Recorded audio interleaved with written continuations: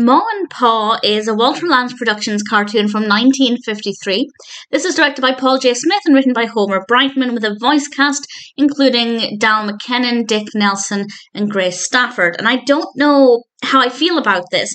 As a one-off, I think it's okay, but it is actually part of a relatively small series of cartoons. I think there are 3 others in the Maw and Paw series. And I don't think I'm going to love them all, but I will give them a go. But based purely on this one, I'm not that enthusiastic. But I did really love the pig. This is about a family who live on a farm, and immediately it is established that they are not going to be treating the human characters in this kindly.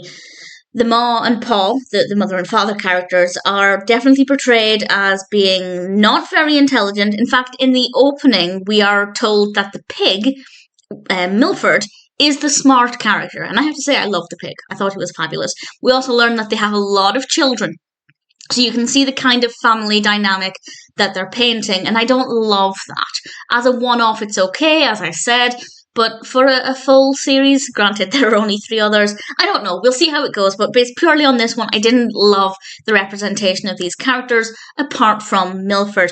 But Milford answers a phone-in competition correctly, and yes, the pig did, and the family win a car. And it's all about them using this car and trying to work the car, but Maw and Paw don't know how to drive, they don't know how to operate a car, so things don't exactly go according to plan. And I'll say no more than that, because the whole cartoon is about 6 or 7 minutes. I obviously don't want to spoil too much of it, but it was okay. It's an interesting idea. It's creative.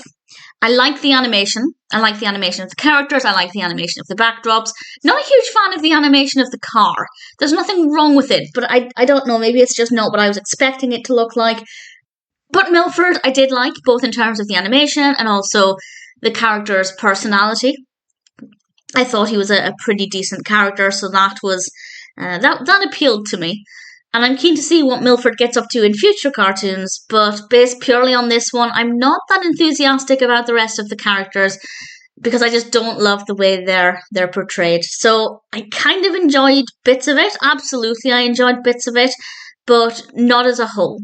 So if you are looking for a cartoon that you haven't seen, or a cartoon series that you want to binge watch, I guess, then maybe give it a go. I don't know how it's going to go going forward. There are actually a couple of other Maw and Paw cartoons outside of the main series. There's apparently one with Woody Woodpecker. I haven't seen that one, of course, but I'm keen to see how Woody Woodpecker would fit into that. So I'm kind of looking forward to it out of curiosity rather than fascination.